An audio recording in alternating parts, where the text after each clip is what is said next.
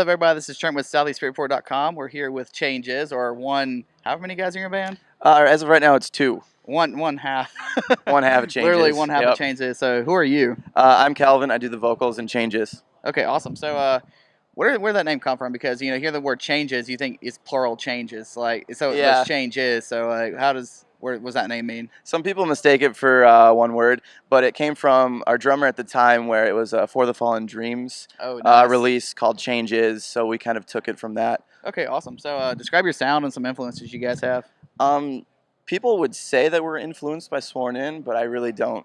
Oh. I really don't take influence from many people. I just kind of do what I do. Okay. But the sound is basically, alternative press called it new metal. Okay. New metal kind of stuff. New metalcore. Emotionally driven lyrics. So that's the best way I can describe it. I love these descriptions. You guys you have emotionally driven lyrics. Yeah. You guys. It is, man. So you don't have party lyrics. You have emotionally driven lyrics. Yeah, no party lyrics. They're not emotionless lyrics. Very serious, very emotional, man. All right, so what are some of these emotional lyrics about? Like, where does your music come from?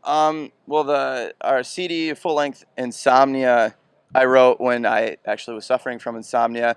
I would go from nights of only getting 2 hours of sleep for weeks at a time. So insomnia was basically about all the problems I had when I was up all night worrying about stuff.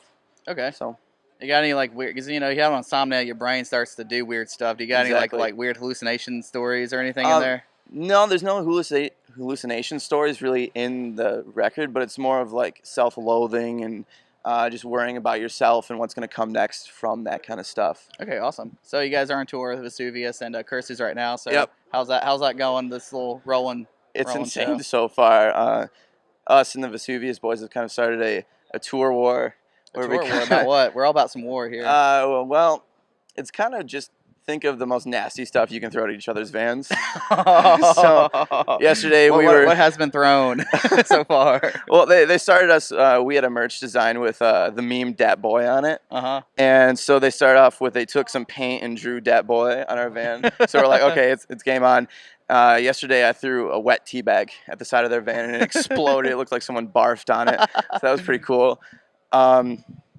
What else did we throw? We also throw like energy drinks, so the whole entire van is sticky. Ooh. We also did peanut butter on the door handles. Oh. So we got Robin, the keyboardist of Vesuvius, yesterday trying to open his van, got peanut buttered. All right, so I usually say this one for last when we do the fun one, so I'm gonna throw it in there now. Okay, sounds good to me. If both your bands or tribes on Survivor, who would win? Us and Vesuvius? Yes.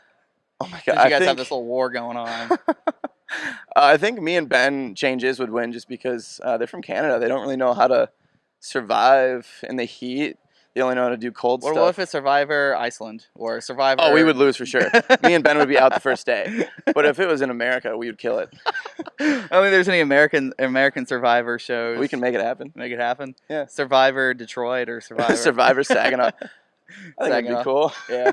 Yeah, so talk about your little scene a little bit. You guys are on the road and stuff. So talk about your scene and where you guys came from and what got you guys out on the road.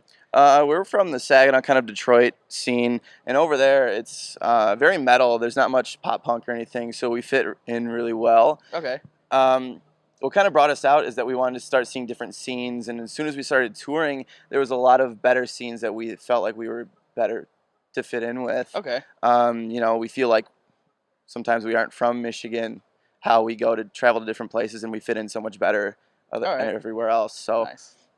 Okay, so what do you guys got coming up right now? You guys are into file management and everything. Yep. So what are I guess the next steps for your band and everything, and some things you guys got coming up? In August we're hoping to do another tour, undecided with who yet, possibly just ourselves, just to kind of finish out the summer strong. Okay.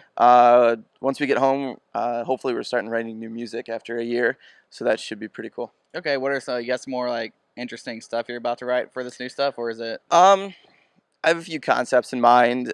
I'm pretty much going to plan to write this next release off of my uncle who actually died of a cocaine overdose. Oh, okay. So I really plan on getting into that and getting into the feelings that I felt during that whole process. Okay. So it should be very emotional for me.